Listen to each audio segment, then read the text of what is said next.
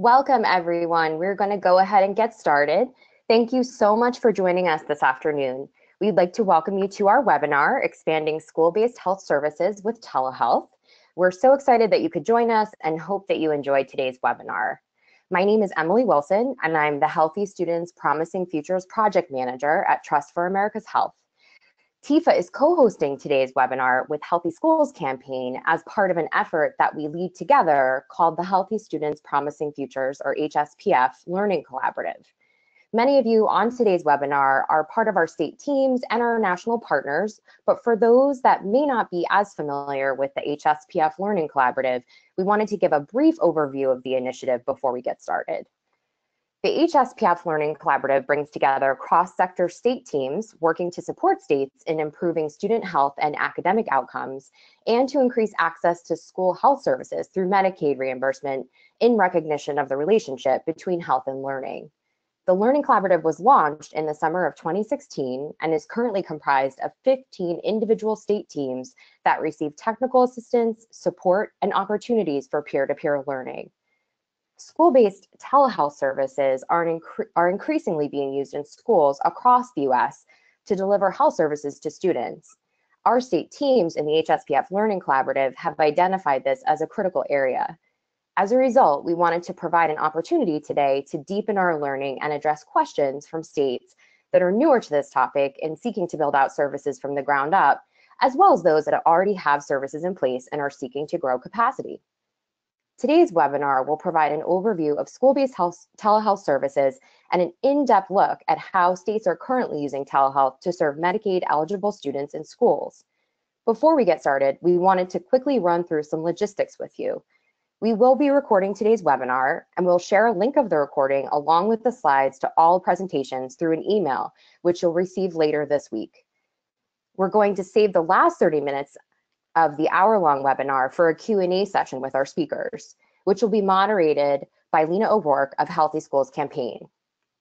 Please send in your questions during the webinar using the question feature on the control panel in front of you.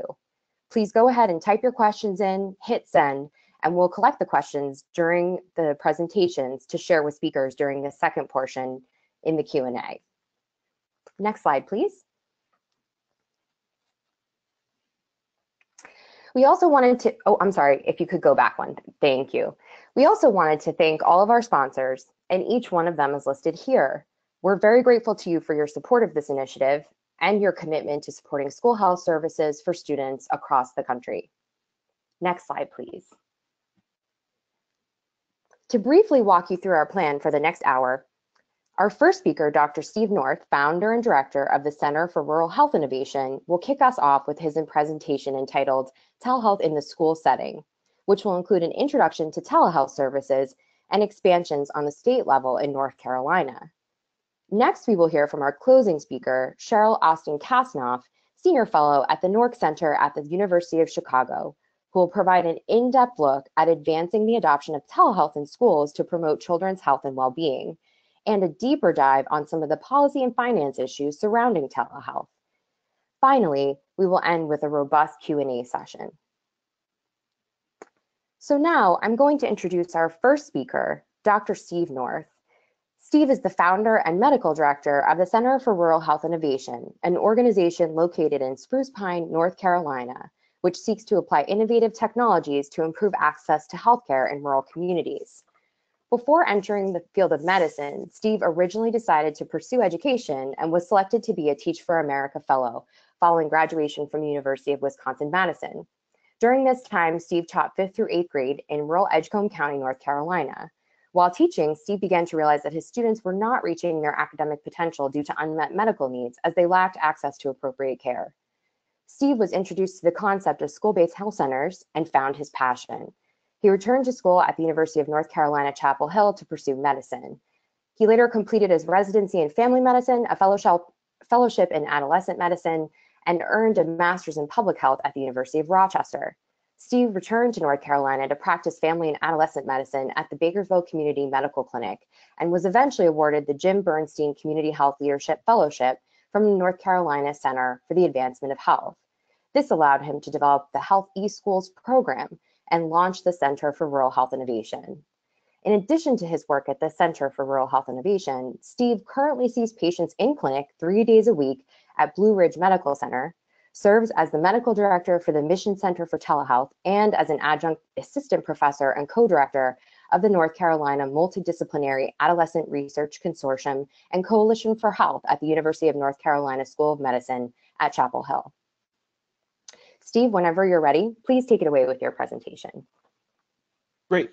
Emily, thank you very much for including me in this afternoon's conversation. Can we go to the next slide? So the Healthy Schools program is a program that's been in existence for 7 years. We have expanded from 3 schools. This is a map. Down in the lower left-hand corner is Asheville, North Carolina. I-40 runs along the sort of bottom of the page. And sort of in the left center is Mount Mitchell, which is the highest point in the US east of the Mississippi River. We've expanded from 3 schools in 2 counties in 2011 to currently serving 55 schools in an area that is approximately the size of Rhode Island. Currently, every school in this 4-county area has access to school-based healthcare through telehealth every day. We have a full-time family nurse practitioner. I see patients about a half day a week, and we also have a large administrative staff to help operate this program. Next page. So before we dig into telehealth in schools, I just wanted to clarify some telehealth terms that get kicked around a lot, but are very important for us to understand moving forward, because these play into issues of licensure and reimbursement. So the historical terms are a hub site and a spoke site. The hub site, and this is based on sort of a wheel type diagram. The hub site is also referred to, and more commonly referred to now, as the distance site. This is where the provider is located. Somewhat counterintuitive to my ego as a provider is that where the patient sits is the originating site. That's essential because all billing, licensure, and policy is derived from where that originating site is located. Dependent upon states, the originating site can be a wide variety of places. It's important to note that while the originating site may be anywhere, reimbursement can be tied to more specific criteria. So in North Carolina, it can be a clinic, a school, and a hospital or emergency department. However, that patient can't be seen when sitting in their own home and have the provider at the distance site receive reimbursement. Next slide, please. So spoke sites, or originating sites where the patient sits, have the telehealth equipment that we all think of. Historically, the cart in the left upper corner has sort of represented what is the traditional items needed to perform telehealth.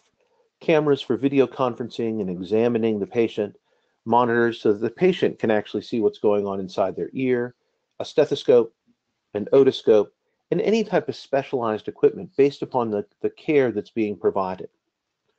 More and more, we're seeing a movement towards a more portable device that can do many of the same things.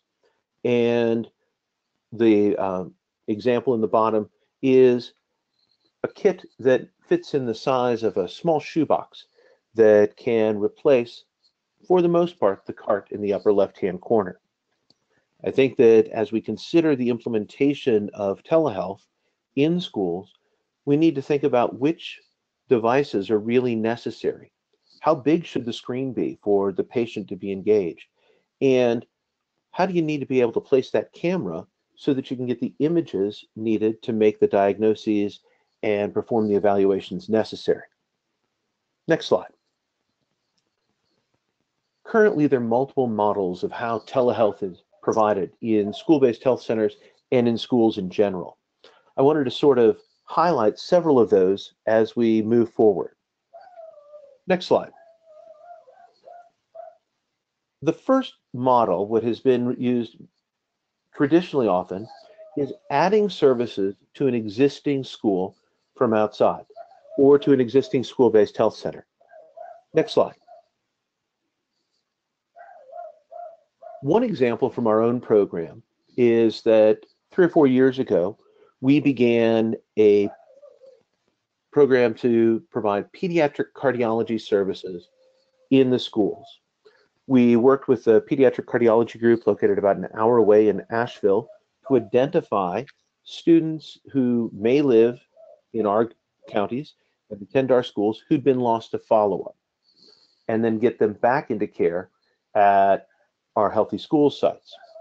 Sam is one of those patients, not his real name, and this is not the real picture of his football team, but he was a big football player.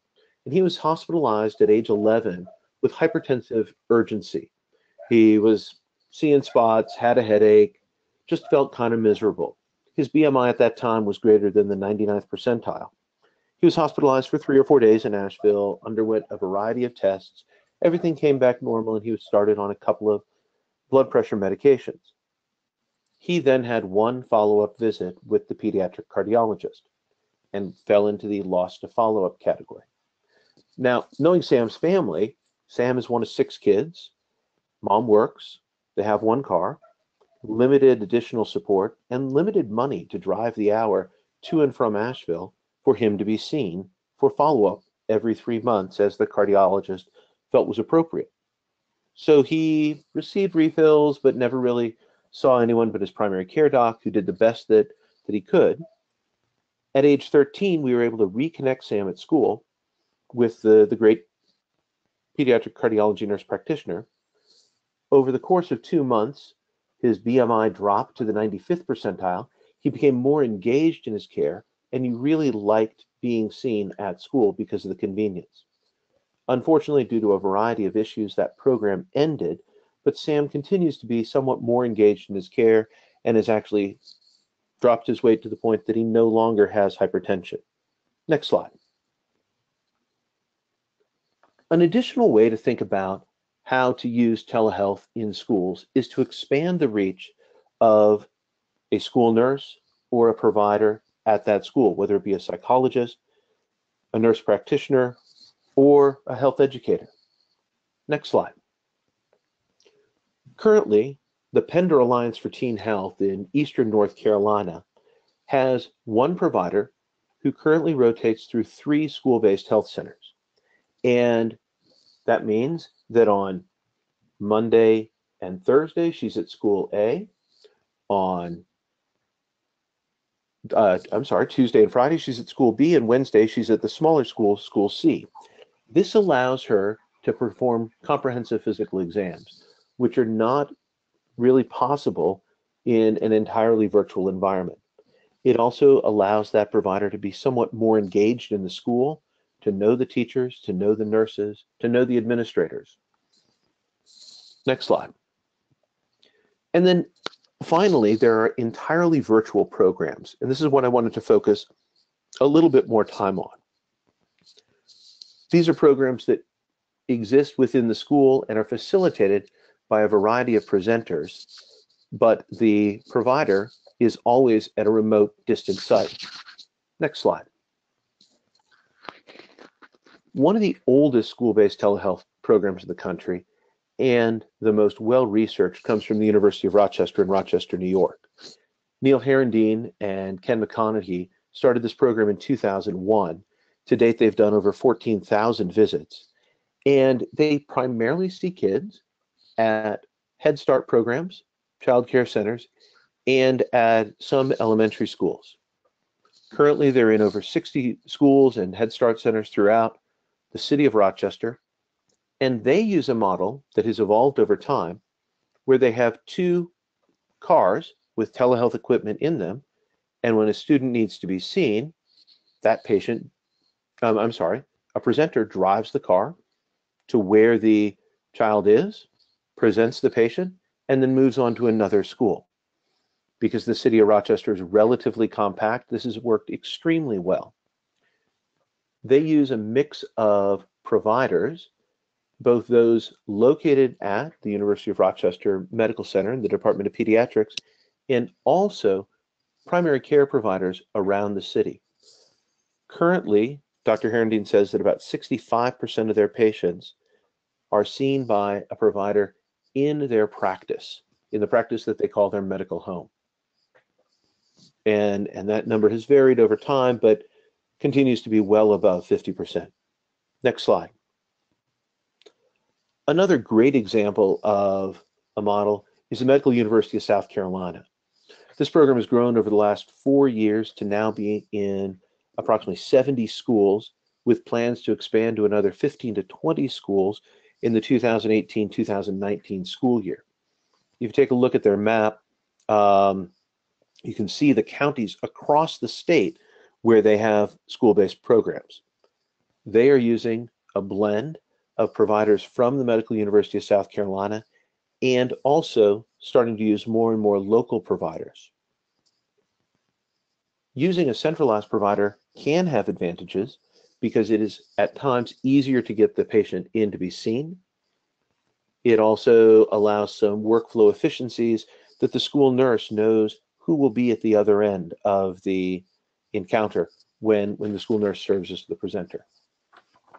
Next slide, please. But medical care isn't the only thing that is currently being provided in schools via telehealth. In January, I had the opportunity to go out to Colorado and saw this great school-based dental program that is present in just outside of Denver, about 90 miles outside of Denver in Fort Lupton, run by the Salud Community Health Centers. This program uses independent dental practitioners, dental hygienists, who go into the school and perform a screening and cleaning. They also take intraoral pictures and transmit them back to the attending dentist. When a student then needs to be seen for a cavity or further examination, the dentist is able to refine his or her examination and treatment to really focus on what's present, so that what may have previously taken 1 or 2 visits to the dentist to address can now be done in a single visit. The program has been running extremely well. They're seeing almost every child in the school for screenings and cleanings, and this really helps to address that connection between dental health and educational outcomes, the evidence of which has been building over the last 10 years. Next slide. One of the newer applications of telehealth in the school setting is both in sports medicine and in concussions. The University of Mississippi Medical Center at 17 high schools is currently offering sideline concussion evaluation using a specialized sports medicine physician or pediatric neurologist. At the same time, at Nemours Children's Hospital in Delaware and Cincinnati Children's in Cincinnati, Ohio, 2 of their sports medicine docs are seeing patients in combination with the athletic trainers at remote schools, allowing them to see more kids in an afternoon than they previously would have been able to be seen. When I spoke with the attending physician from Cincinnati, she shared that not only does this improve the access for the kids and get them back to play sooner, but also is helping she and the athletic trainers work more closely together because they spend more time together. And she's able to oversee the treatment plans and have a better understanding of what their abilities are. Next slide. One of the programs that I am most intrigued by that I recently came across is virtual occupational therapy through virtual public schools. In this model, students who are doing virtual public school from home are seen using a variety of cameras by an occupational therapist to focus on handwriting development and other needs. Occupational therapy is one of many services that can be provided virtually. This includes speech therapies with 10 plus years of experience across the country delivering speech therapy into schools to increase the frequency of visits and decrease the travel time for speech therapists. In my rural county, while a child's IEP may say 3 20-minute sessions per week, that often turns into 2, 25-minute sessions or maybe one 40-minute session per week, because that's when the speech therapist is able to drive the 30 minutes to the school to see the 3 or 4 kids there who need services. Additionally, physical therapy can easily be done in a school with a physical therapy aide doing the majority of the week work on site and presenting that patient to either a physical therapist or to a physical medicine and rehabilitation specialist via telehealth. Next slide.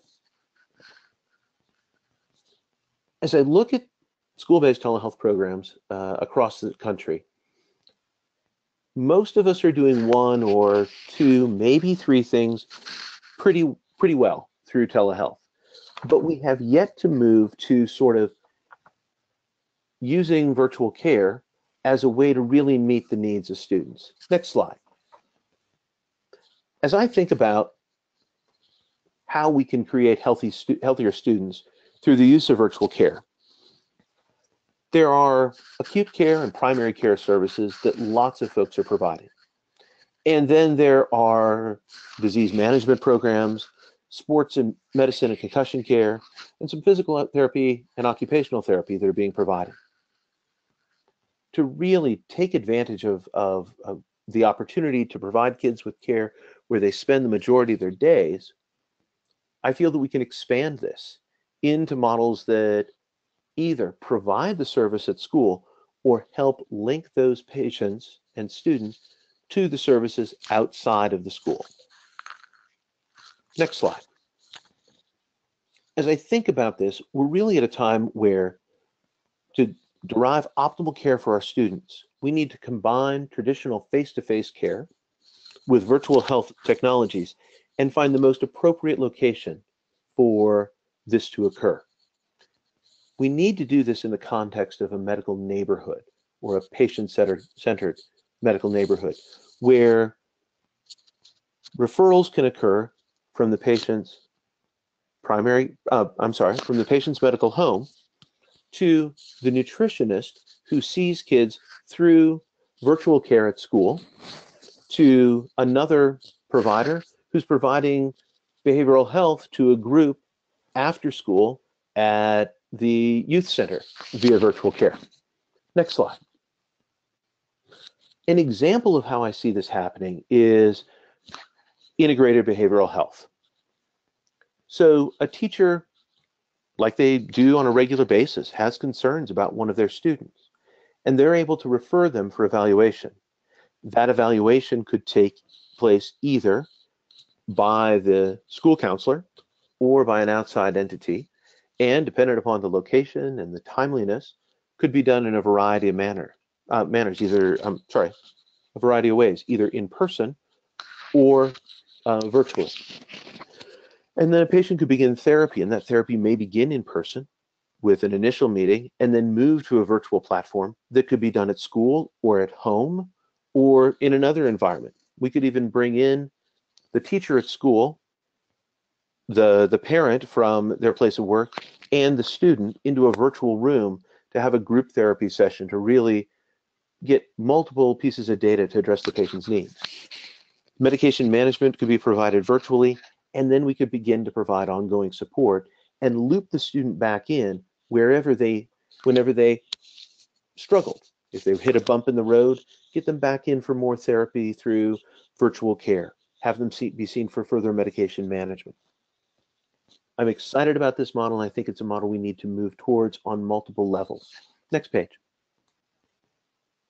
All right. Thank you, Emily. I'll turn it over to you.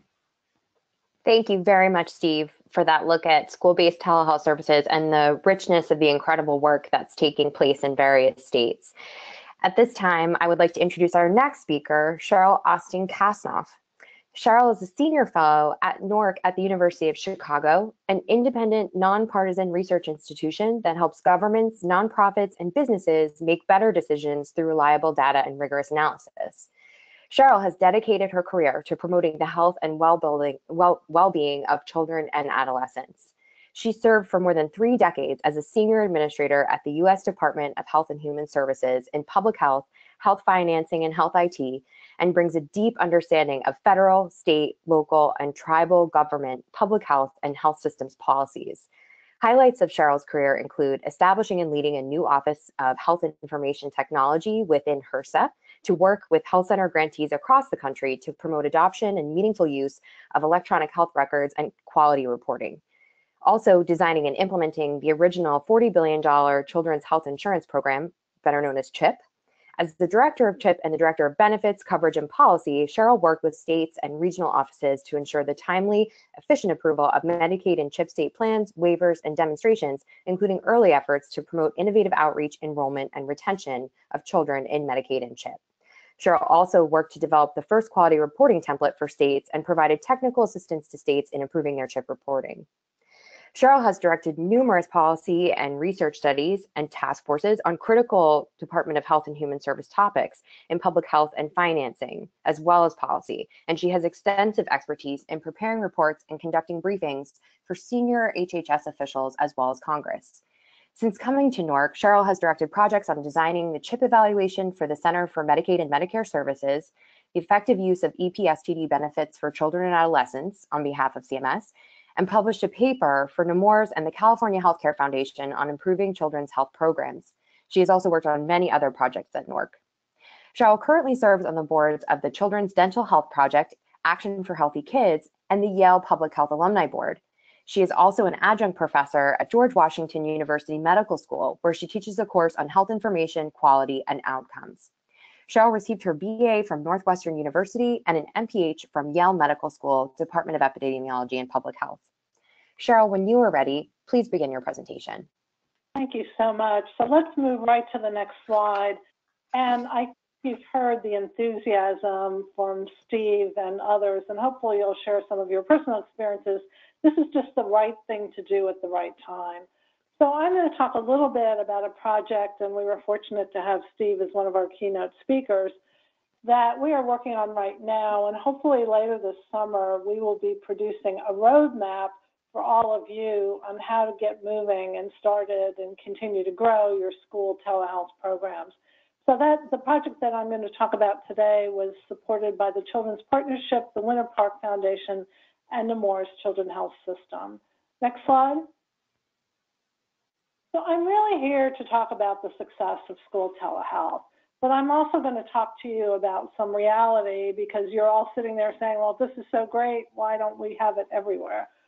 So they are definitely emerging as strong models to address physical and behavioral health needs of children. As you heard from Steve today, I mean, he just touched the surface, but beneath every example that he talked about and that I'll reference today are really exciting innovations.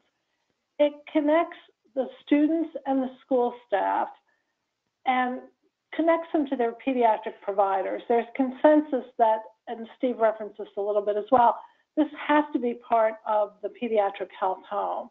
Everyone agrees this should not be something that is being done separately from the regular healthcare system when it's available. And children can receive care without leaving school or their child care setting, and that is so important. And the examples you heard today were rural, but they're also urban. There's growing understanding, and some of you who live in urban areas realize you may only be 10 miles from something, but it could take you an hour to get there. And so the models are clearly emerging in both rural and in urban areas.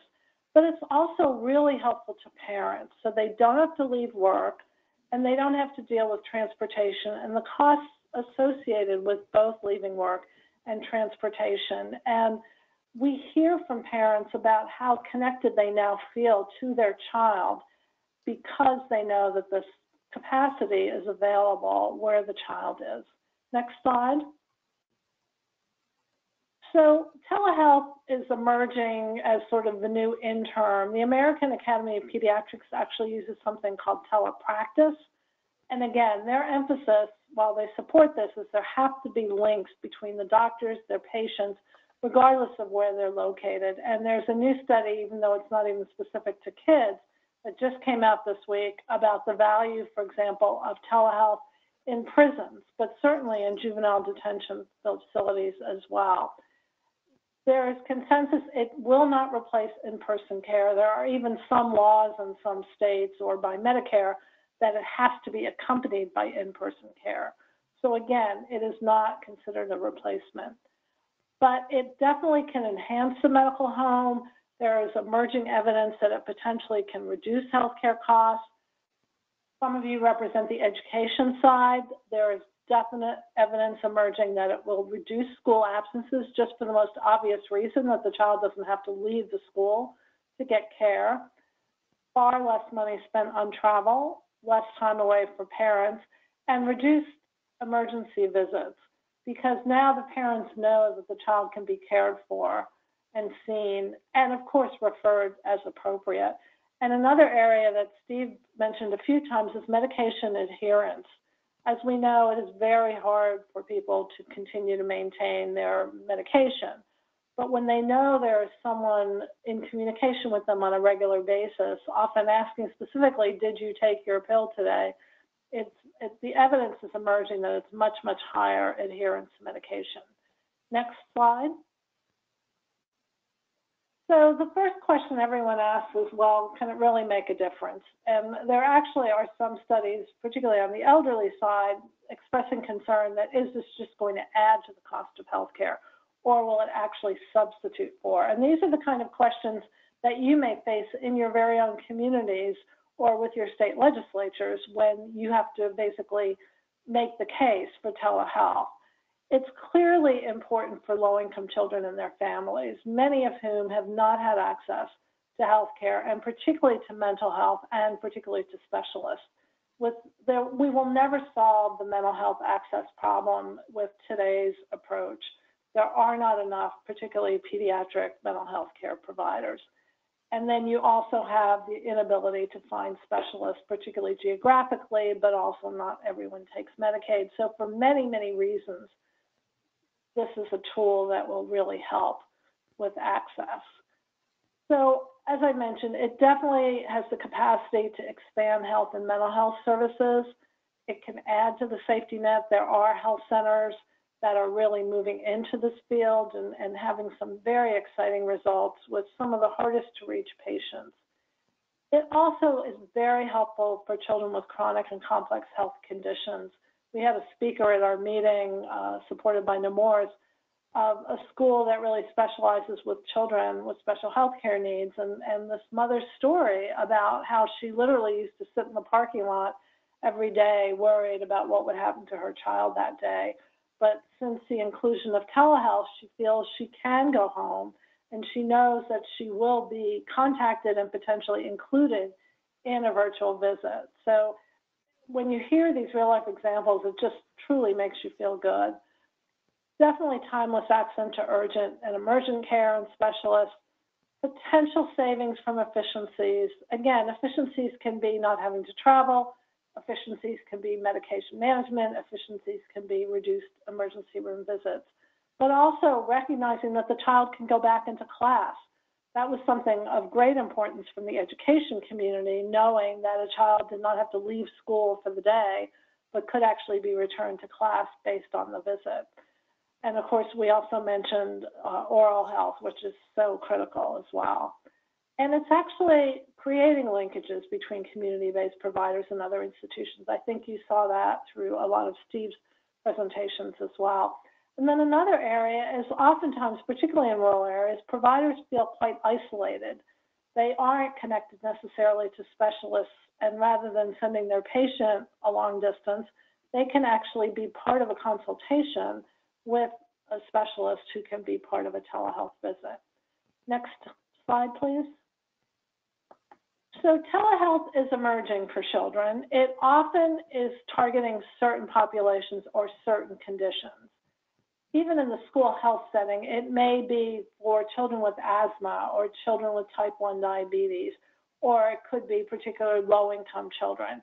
But more and more, I think, as you've heard, and as hopefully some of you experience, it is becoming the school health model, and a really exciting way to do that, whether it's primary care, specialty care, chronic. You also heard about hearing and speech services, mental health, and oral health. And so Steve covered a lot of these already. I mentioned it could be urban or rural, It could be in childcare, preschool, elementary, and high school.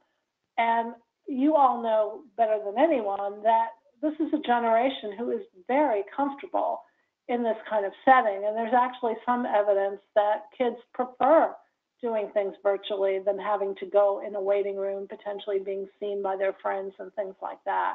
That's not to say that the setup within the school doesn't need to recognize privacy and access and things like that. But there is growing evidence that this generation of high-tech kids actually prefer this model. And it definitely is intended to complement as well as expand capacity. Next slide. So here's where it gets a little complicated, and people ask these questions, and you will likely be asked these questions. What is the evidence? Why should we be doing this? Is it really cost effective?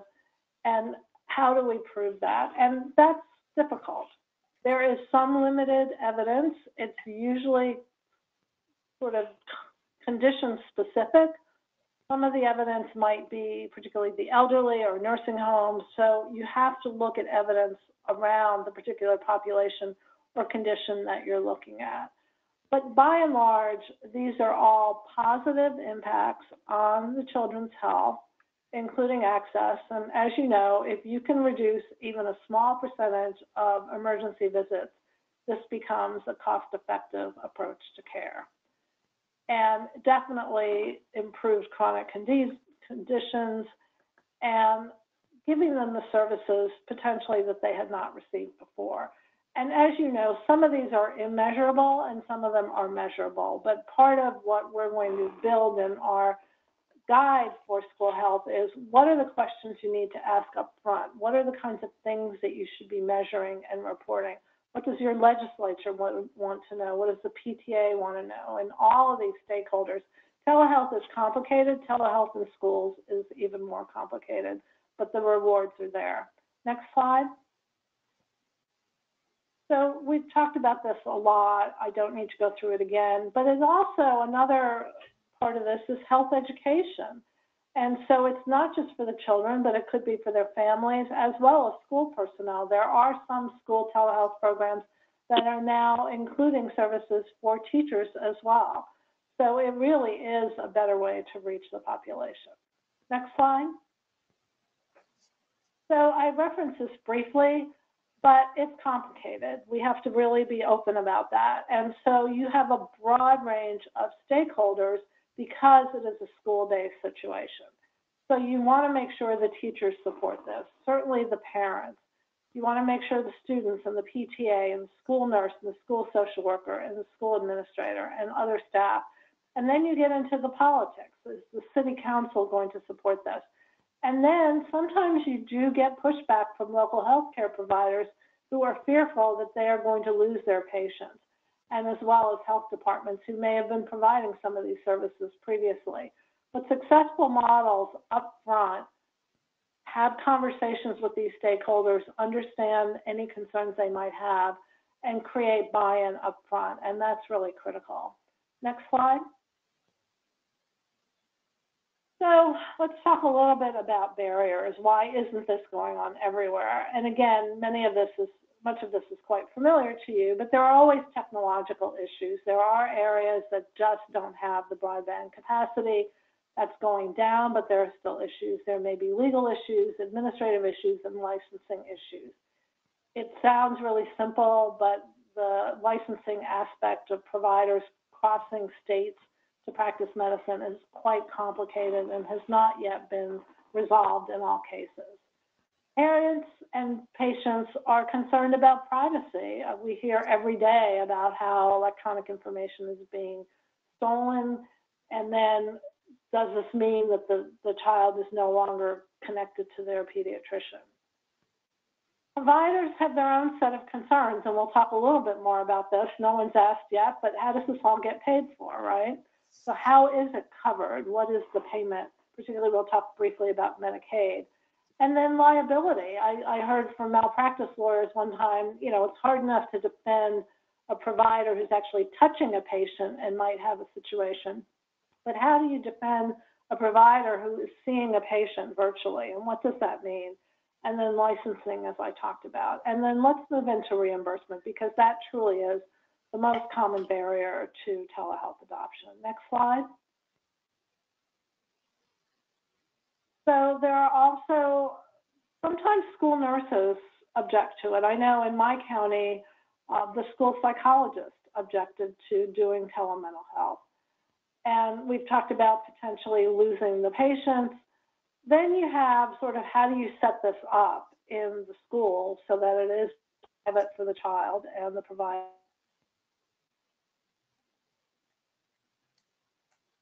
Whoops, can we go backwards? Thank you. There are obviously costs starting up. Steve talked about decreasing size, but also complexity, hopefully cost of some of the equipment does take maintenance.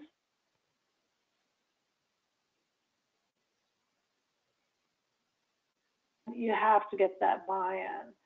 And then many people really don't understand, while Medicare telehealth is something that is discussed at a national level or a federal level, after that, it really becomes a state issue. And so it's really important to understand your state policies as well as any local policies in terms of regulations, licensure, and payment.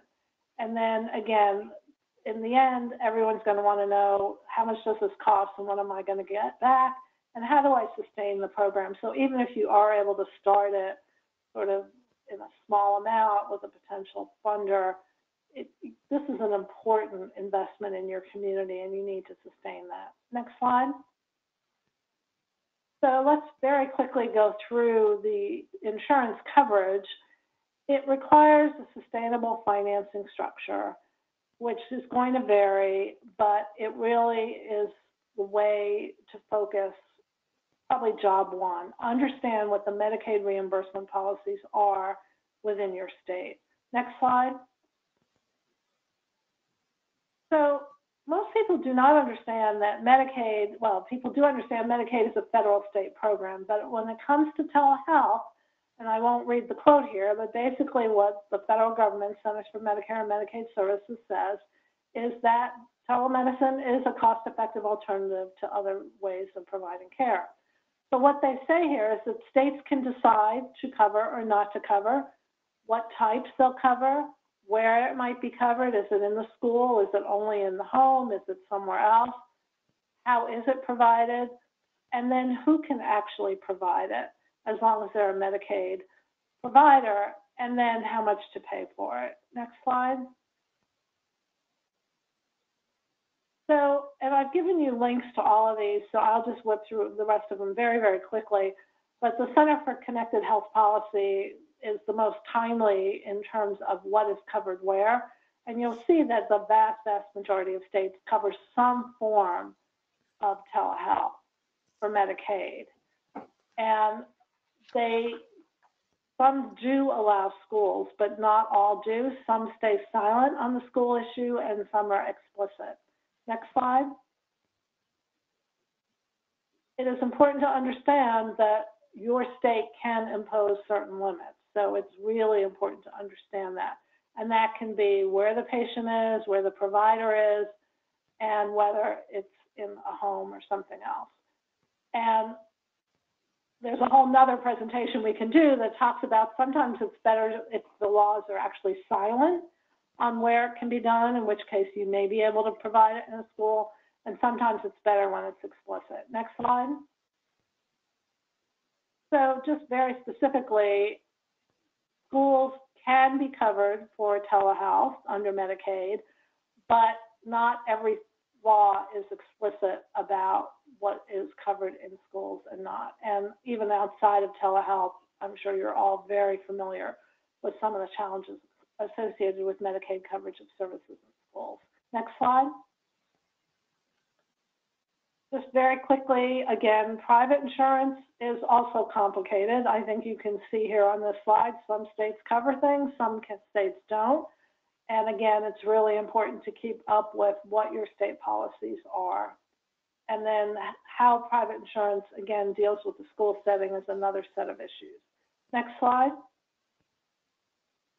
So in conclusion, this is a really good opportunity to move forward to help provide care for children. The evidence is promising. It's not 100% there, but it will continue to evolve. Many of these are being set up as non-research enterprises, so data are not necessarily collected. But in your community, you really want to think about how you're going to tell your story of success. And so I urge everyone to think in advance about what do you want to measure. It doesn't need to be complicated, and who is going to be interested in that measure. So it is a key for school performance, and that's the other side of this conversation. This is about health, but it's definitely about quality of education and participation in the education system. Next slide. So thank you very much. If anyone has follow-up questions, don't hesitate to send me an email. And as I mentioned, we are in the process of developing a guide for communities to help them implement school-based telehealth. And it will go into a lot of these issues in much greater detail. So I'm going to turn it back. Thank you so much, Cheryl, for that in-depth look at many of the policy issues surrounding school-based telehealth services. And we are so looking forward to the release of the resource that you mentioned, and we'll certainly work with you to make it available to our state teams in the future. So thank you again so much for sharing your expertise. So at this time, I would like to thank both of our speakers and then turn it over to Lena O'Rourke from Healthy Schools Campaign, who is going to be moderating our Q&A session. Lena, would you take it away, please? Yeah, thank you. And Cheryl and Steve, thank you so much for your excellent presentations. I'm going to kick off with a couple of questions, and we'll get through as many as we have time for. If you have a question and haven't asked it yet, you can do so in the chat box in the drop-down question section. If you type into that, we'll see those questions, and we're triaging them as they come in. We have a bunch, and we'll see how many we can get through. So Cheryl and Steve, the first question I'd like to start with digs a little bit more into payment systems. And I want to acknowledge that we would probably need several more hours to really talk about how telehealth reimbursement and billing goes in practice. But Steve, thinking a little bit about your example about in Colorado, the Salud Health Center, the question we have is, if the hygienist does the cleaning and the screening and the remote dentist looks at the pictures, who gets paid and how? And I think that specific example then opens the door to the bigger questions about how that billing and reimbursement goes. So Steve, I'll turn it to you, and then Cheryl, please, if you have anything to add as well. All right. First, I will state clearly, I am not an expert on Colorado Medicaid dental billing. My impression of what happens is that the two providers bill independently for the services. The dental hygienist bills the service provided at the school, and then the dentist bills an oversight fee or a review of films type fee, similar to a radiology reading fee or a fee that an ophthalmologist can provide when reading a film remotely for diabetic retinopathy, a screening film. So that's how we believe that's working.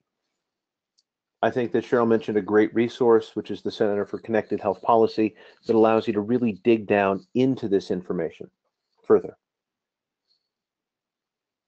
Cheryl, anything you'd like to add on that?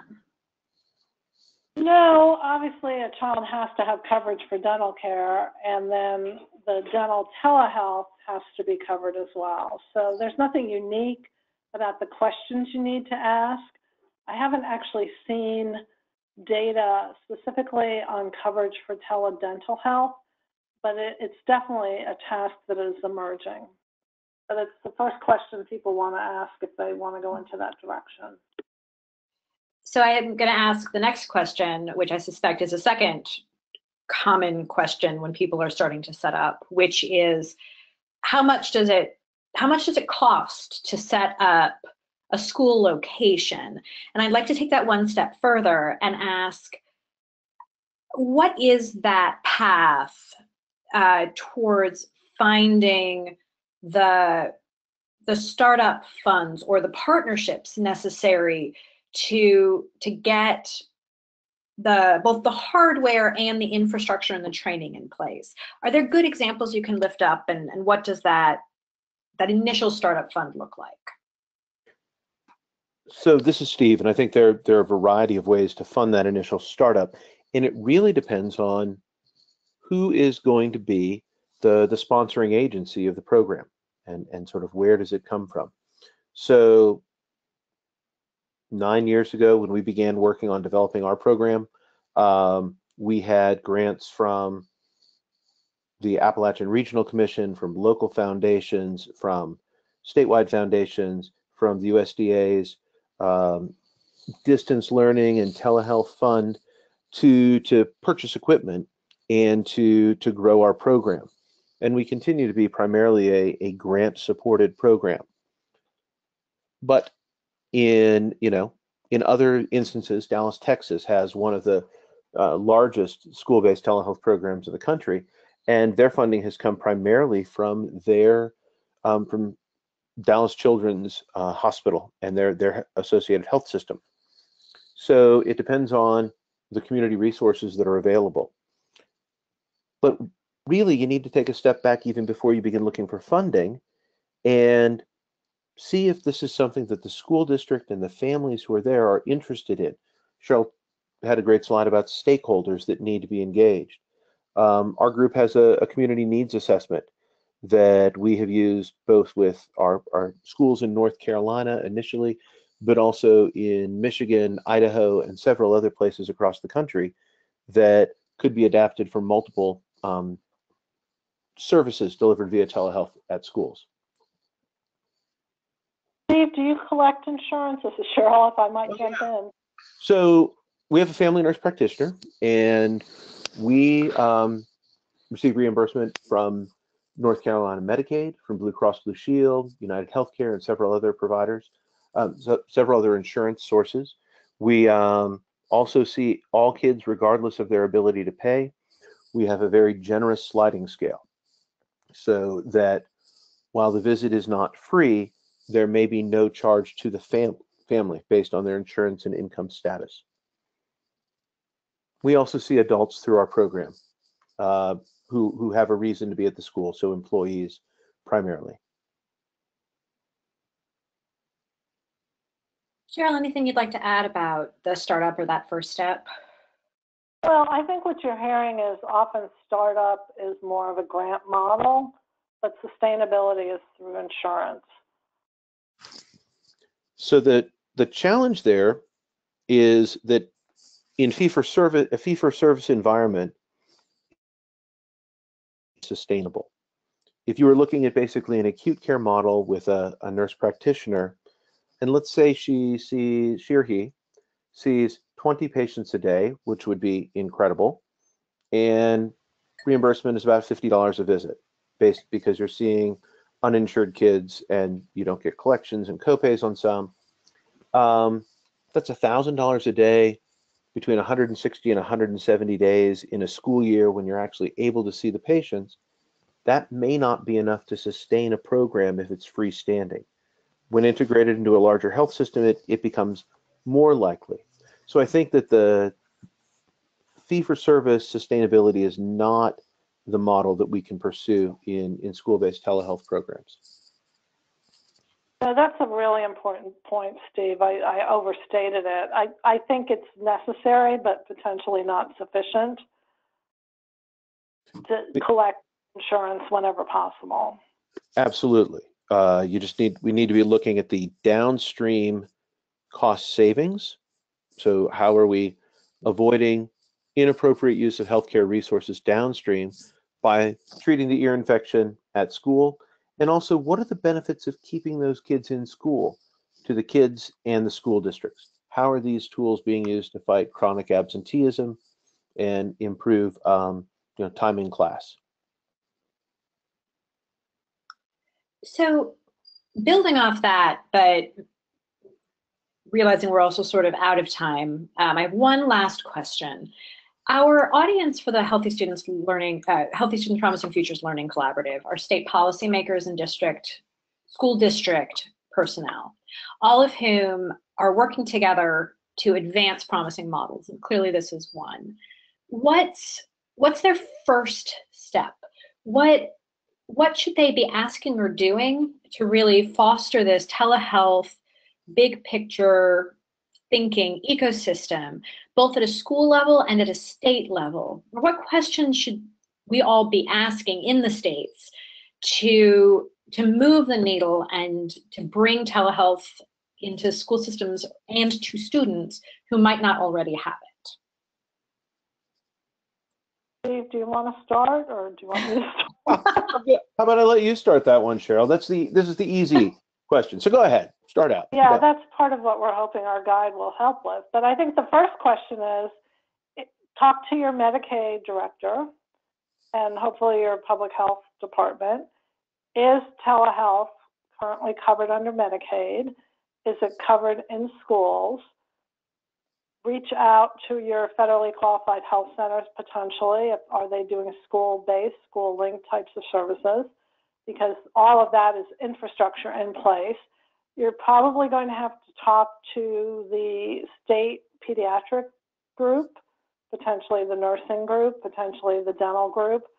There's no one easy solution. Another thing is to find out what current laws or regulations either allow telehealth or potentially inhibit telehealth. So all of those things, and then maybe talking to the state sort of education director. Everybody has different titles in different states. I think my last point is this is about education and about health. And bringing both sectors together right up front is to your advantage. I would not go one way and then try to talk to the other side. Steve, do you want to speak from a real life perspective?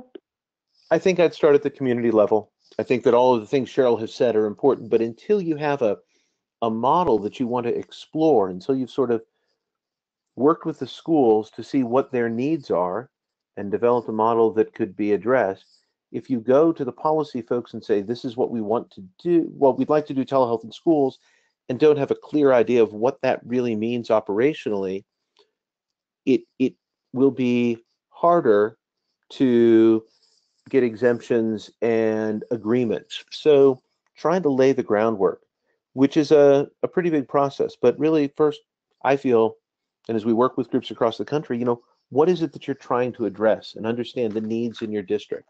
That's where you should begin. Yeah. Terrific. Thank you so much. Emily, since we're up against the top of the hour, we can go ahead and wrap up. Great. Thank you so much, Lena. And thank you again so much to both of our speakers, Steve and Cheryl, for this wonderful overview and deep dive you have given us both today. I want to again thank our sponsors of the Healthy Students Promising Futures Learning Collaborative. Thank you to all of our state teams and national partners who attended today. And as we mentioned when we started out on the webinar, this webinar will be recorded and we will be sharing all of the presentations, recording, and resources that were mentioned today with you shortly. So thank you everyone for attending and have a wonderful day.